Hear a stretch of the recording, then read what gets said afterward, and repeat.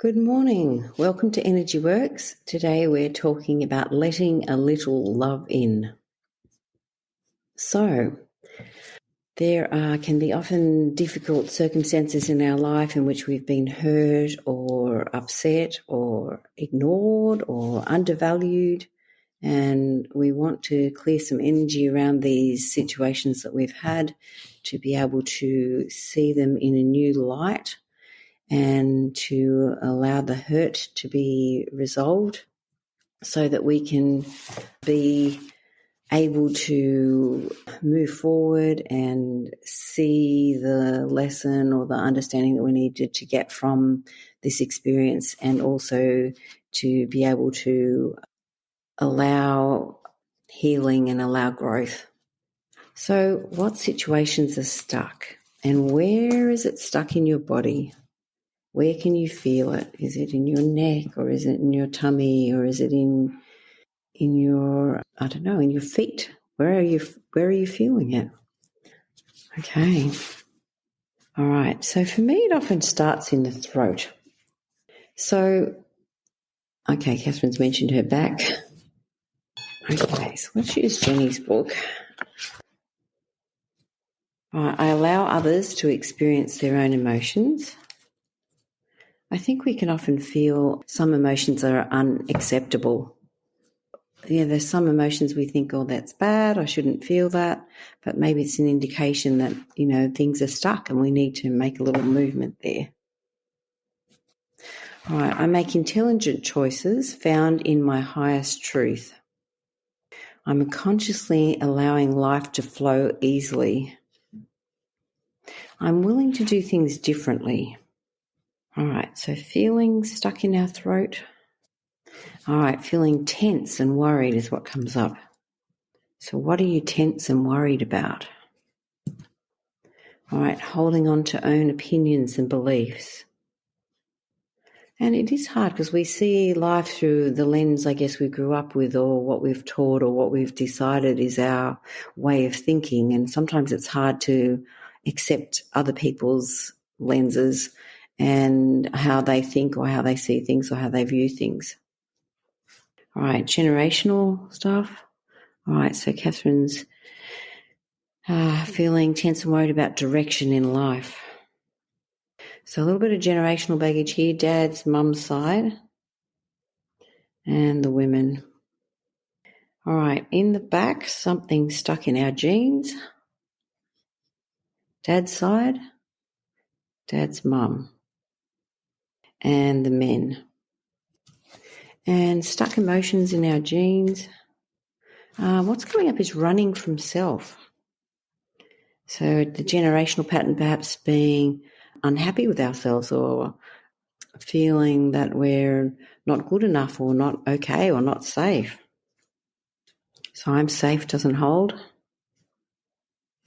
I'm safe in life, in love, in prosperity, in joy. Okay, something in our timeline. Age 7, age 11, 15, age 33, 37, 42, 47, 50, 53, 56, 59. Okay, so you can see there are many incidents in our life where we have emotions stuck, and it's like we have to get the sticky roller and clean the fluff off the different experiences that we've had. So, and I guess to see those experiences through a different lens, isn't it? We can understand that family members perhaps had difficulties, were unable to give good instruction or give unconditional love, and, we're affected by their difficulties. And let's say I back myself. Again, dad's side of the family and the women on that side, though. So often we can have pain that is generational, or we can have hurt feelings that are generational. So important to clear these things. And let's say I'm okay with letting some love in. It's almost like if we were to change the lens that we have looked at it of criticism and hurt and pain to a lens of love. And it's like to say, well, yes, I can see that my parents perhaps struggled with this, or my grandparents had difficulties, or whatever situation it was in. If we can look with a lens of love, we can see the growth and the learning and have better understanding.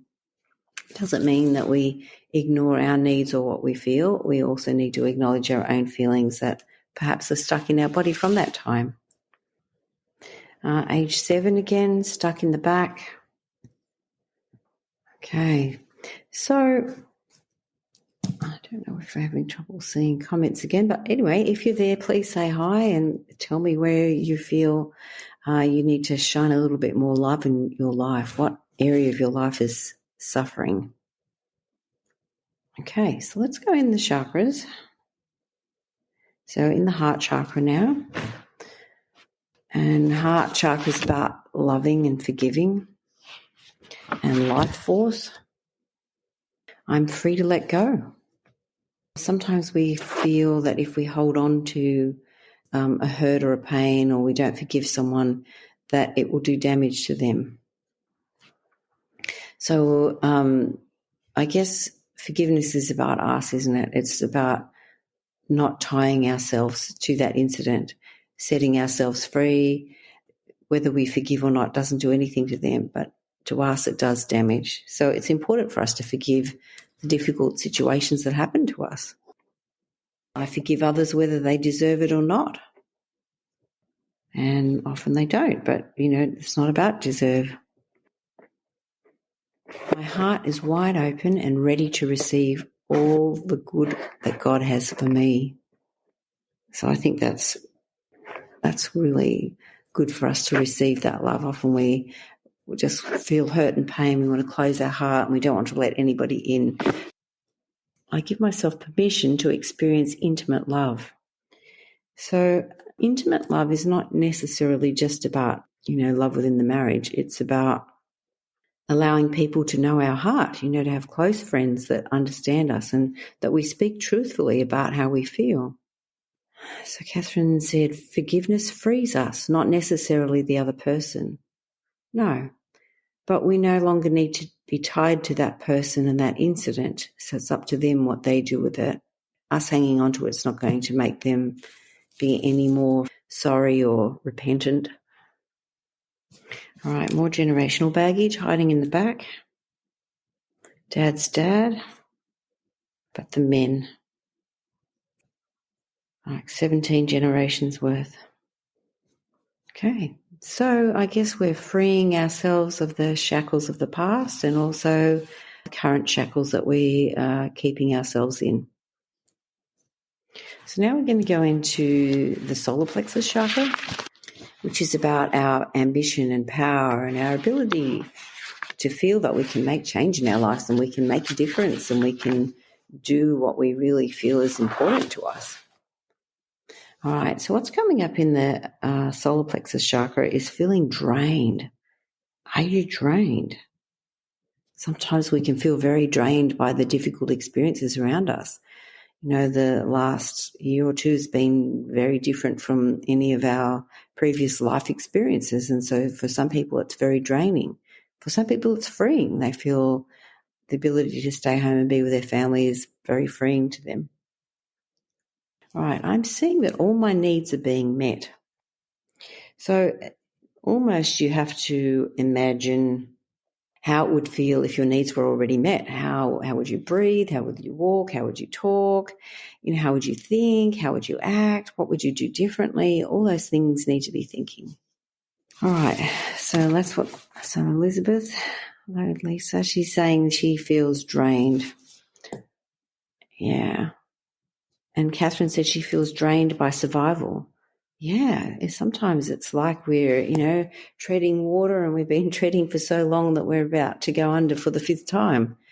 So I guess we also have to be able to envisage receiving help or feeling that, we found the sandbar and we can stand up and there's something under us to help us. All right, I'm fitting in. I'm creating balance in my schedule.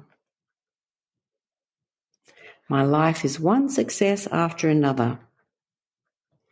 And sometimes we don't feel very successful. I really struggle with that. I think, I have an idea in my head of how it should be.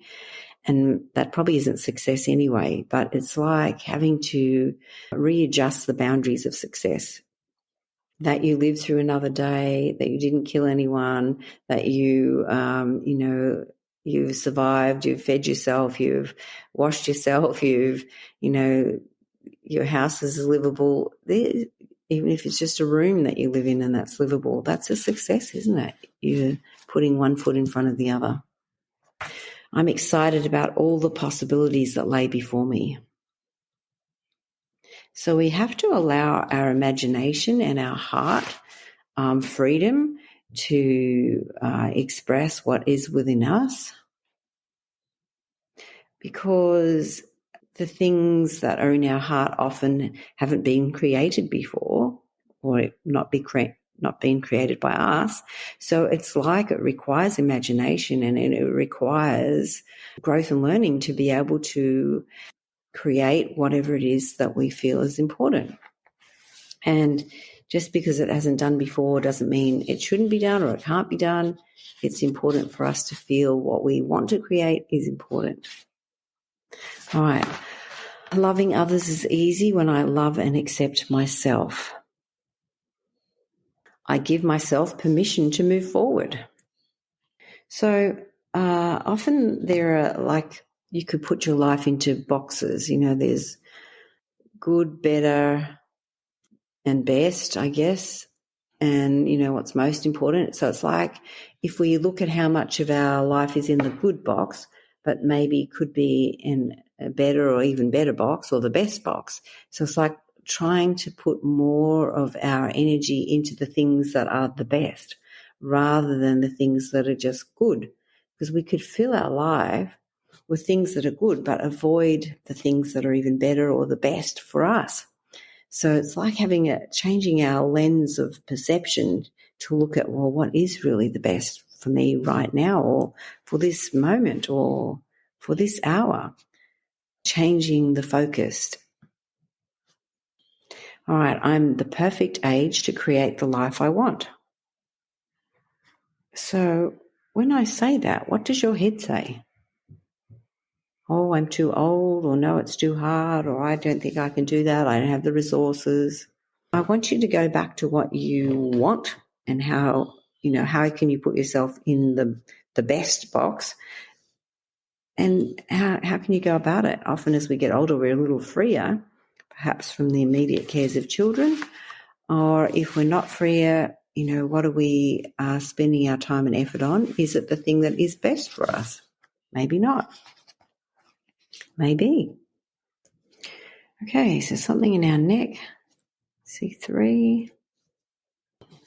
All right, so Catherine's mentioned age is my stumbling block because I feel tired of it all.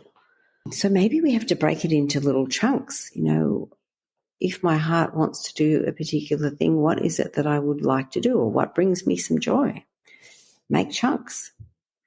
A friend talked to me about Fly Lady. I think it's Finally Loving Yourself. And she talks about, throwing 20 minutes at something that you start by cleaning your sink and, just attack one drawer a day or one aspect a day. Have 3 baskets, give away, throw away and keep, and, so that you organize aspects of your life. And so it's like giving yourself room for bits of time to create aspects of your life that you want. If you think about the whole thing, you can get very overwhelmed. Just think about one small aspect and just put a small amount of time to it and start with that. I remember when I was pregnant with the first baby, I decided I would start swimming. So in the beginning, I could swim 4 laps, but by the end, I could swim 26 laps. There's no way I could swim 26 laps now.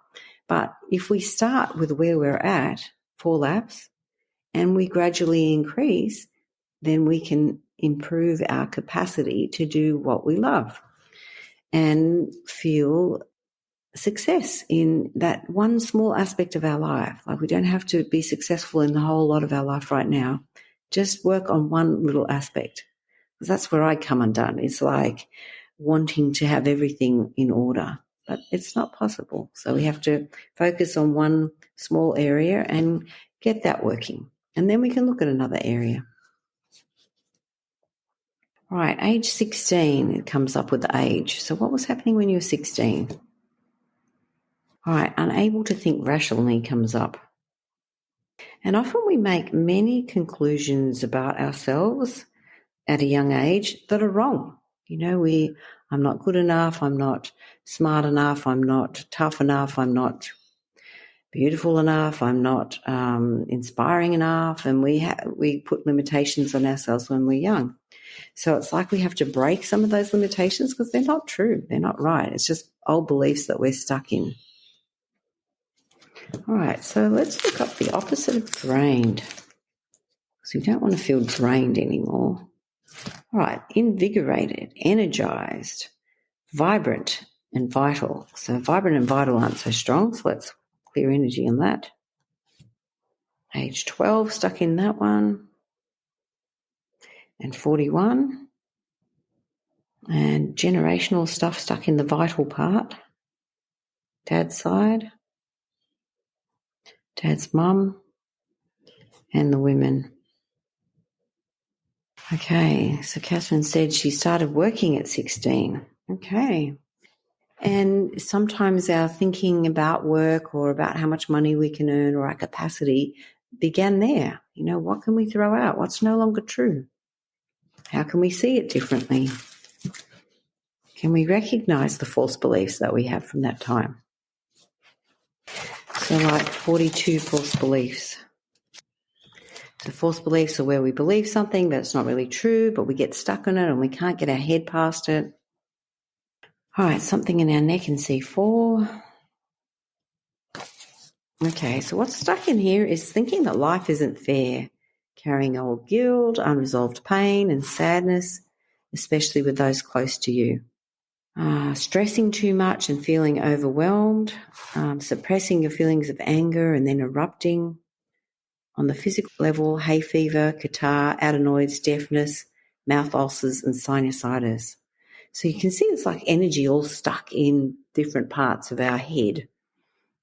So if you were to have a little chat with yourself, what would you say is stuck in your head or stuck in your neck? What do you think is there? Have a little examination on the inside. Okay. So let's go into the second chakra now. So the second chakra is just below our belly button, and it's about balancing money, sex, and power. So what aspect of your life is out of balance? All right, I accept support and receive gifts with gratitude. I have within me all the ingredients for success. I'm a magnet for divine prosperity. I breathe in life easily and fully. I choose to fully occupy my body. So sometimes I get stuck in my head and I can't get past what's in my head. So where are you stuck? So Catherine's mentioned money and power. All right, so if we say I'm okay with money, it's like, no. I'm okay with power. No. So some of this is generational. Dad's side, dad's mum, and the women on that side. So sometimes we've just inherited old thinking about money and power because they've been in situations in which they were powerless. So we've inherited the belief that we are powerless or that things are unable to change. And let's say I'm the agent for change. Change starts right here. Okay, age 22 is stuck here with this money and power business. Age 33. Age 38. Okay, So what was happening at that time that you didn't feel that you would be okay with money and power? Particularly age 33, is that very important for anybody? All right, feeling bitterness. Okay, so Catherine says, I feel too tired and powerless to change this. So I think I don't know if you've ever watched Lord of the Rings, and there was a king and he was supposed to be helping another kingdom, but he was controlled by someone, and it was like he looked very old and he was unable to think and move or do anything. And he was actually being controlled by someone else that made him feel powerless. So it's like, who are we allowing to control us and prevent us from seeing our power? Because we are eternal beings having this physical experience. So we will exist after. Yes, our bodies can be tired, but in some ways our thinking is being controlled. So who's controlling us? Is it us or is it someone externally? Sometimes we can have entities. It's like coming back to who you really are. What is your real purpose? Why are you here? And forgetting about, having to put a lot of power and effort in. It's like, think about what brings you joy and how you're going to go about that. Take one small step, just one little itty bitty baby step. That's it, each day. Okay, so can we let a little bit of love into ourselves from these past times that have kept us stuck and that have kept our thinking in a bad way? What can we change in our thinking that will help us to be open to money and power and to happiness and letting love in? So let's say I have the energy to do it all. Now, maybe we don't have the same energy as when we were a teenager and to do it in that same fashion, but we have the capacity now and the wisdom to do it a little bit smarter and perhaps in a format or a manner that is suitable for us right now. It's safe to ask for what I want. And I think we need to be very clear in what we want. So maybe it's something you've always felt was important to you or something that you've always wanted to have a go at. I would suggest you give yourself permission. Okay, so I allow myself to change this week. I allow myself to grow. I'm worthy of my own love. I think about that song by India Ari. It's called I'm Light. And she talks about how we're not the experiences that happen to us or the colour of our skin or the voices in our head. It's like we have to see that we are beings of light. And we came here to have this physical experience, but we still have that light within us. And so allowing that light to shine through us is important. So it's like if we were a mirror, the mirror's all dirty and we can't see who we really are. So it's like cleaning away all the old thinking that's preventing us from seeing and knowing who we really are. Let's say I'm free to be me.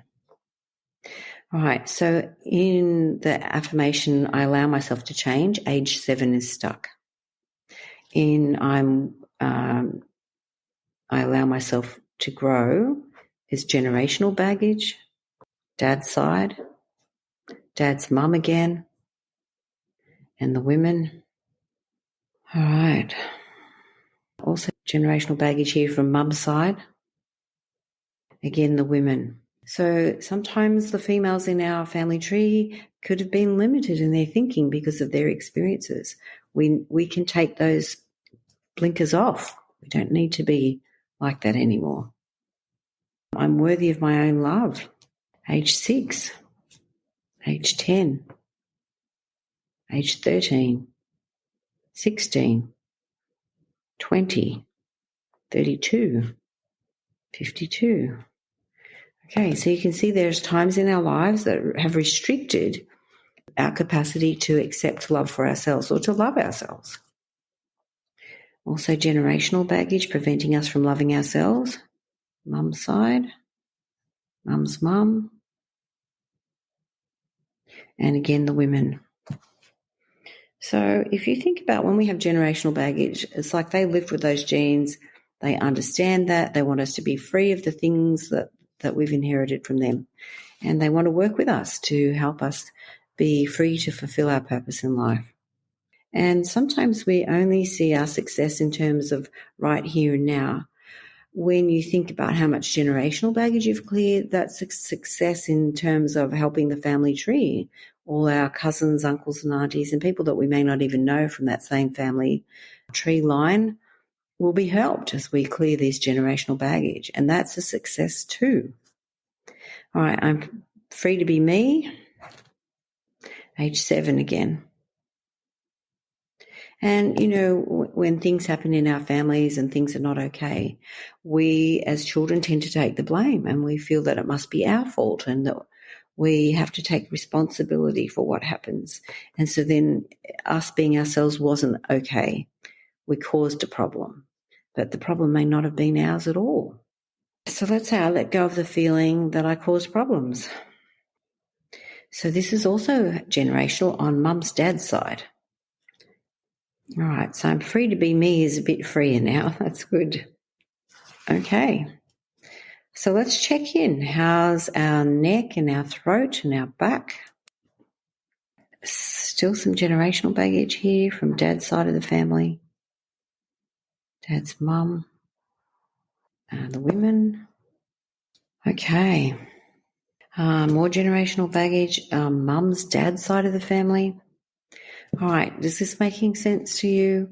Is there reasons? Can you see that these patterns come from your family? All right, we're going back to that C3, which is in your neck. If you count down from under your skull, third bone down. All right, buying into other people's negative beliefs, feeling indecisive. So she said, Catherine said, I'm still in bed. I can't tell about my back. Okay, fair enough. So from C3 is coming headaches, eczema, vertigo. Okay. So Catherine said, yes, her family, you can see those generational patterns. Yeah, some of those patterns are very strong, and it's like we are unwittingly allowing these to continue in our life and prevent us from moving forward. So it's like casting off those beliefs and casting off that, it's like that mantle of responsibility of stuff that isn't really your responsibility. Okay, so we're back into that solar plexus chakra. Okay, so shame weakens our solar plexus chakra. So you can have generational shame. I had eczema as a child, and then I had it a few years ago, and it was a lot of self-hatred stuck in there in the later time. The earlier time was food allergies. I had a lot of trouble with dairy. All right, in our stomach. So what are we not able to stomach? Perceiving the future as dangerous. All right, I think bergamot oil came up last week. So bergamot is the oil of self-acceptance. I am hopeful, encouraged, and confident. I see life with more optimism. I am enough. I powerfully cleanse my energy systems to generate movement in them. So sometimes movement is needed to shift energy from the body. For some people, yoga is a good way to do it, or Pilates, or just walking or swimming, or, even if you lie on the floor and do some exercises just to get your energy moving. I learn to let go of the measuring stick every time I pick it up before any harm is done. And often we're measuring ourselves against other people. I am loved, lovable, and loving. So you could diffuse this to help you believe in yourself. So if we look up eczema, this is Nina Siegel's book, or you could use Feelings Buried Alive, Never Die. So what comes up under eczema is feeling unaccepted, needing to hide and suppress your feelings, aggravated by your experiences with others, erupting with anger when you don't get your way, holding your breath, experiencing a sense of stagnation. So again, we need to have that movement in our mind, movement in our body, movement in our spirit. Okay, so some stuff stuck in our mind. All right, every thought creates energy and affects our vibrational frequency. What we tell ourselves matters. Every time we tell ourselves, I am, and finish the sentence, the subconscious receives it as a command. So what have you been saying to yourself?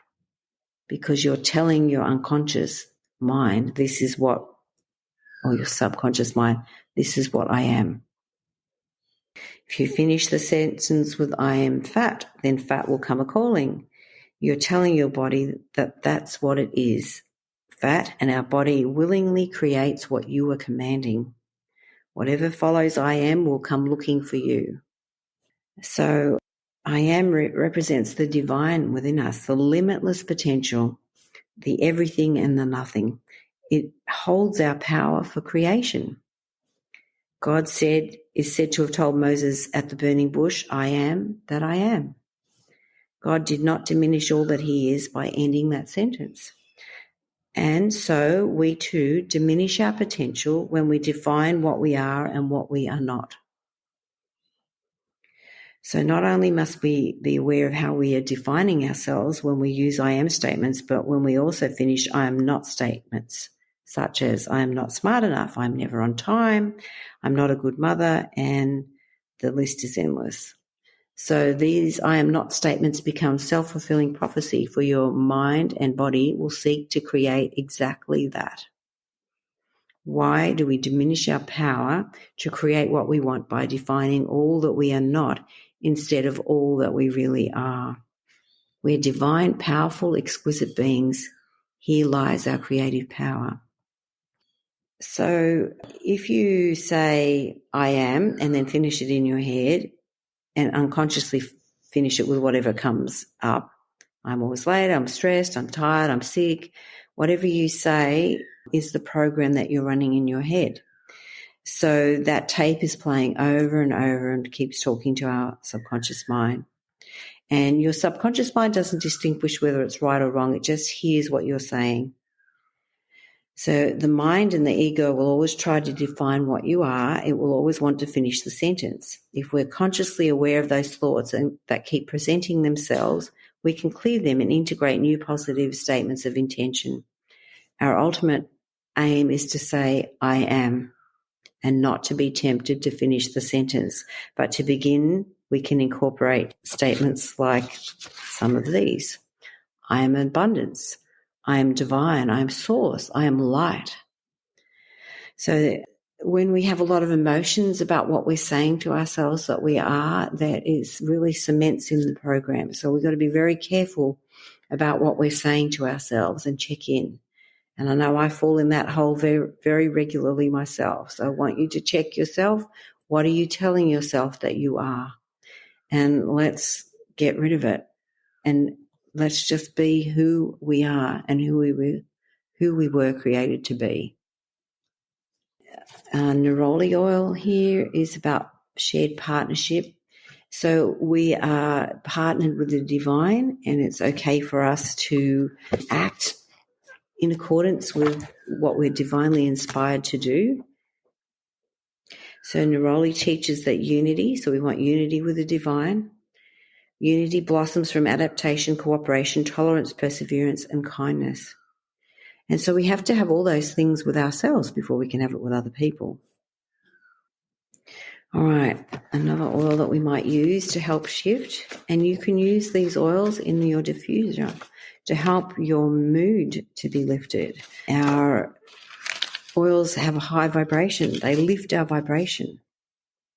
All right, so we could use blue tansy. That's about inspired action, because we can get very stuck and not want to take any action.